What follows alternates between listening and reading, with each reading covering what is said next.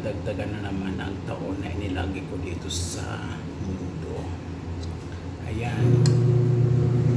Eto. Magkape tayo. And of course,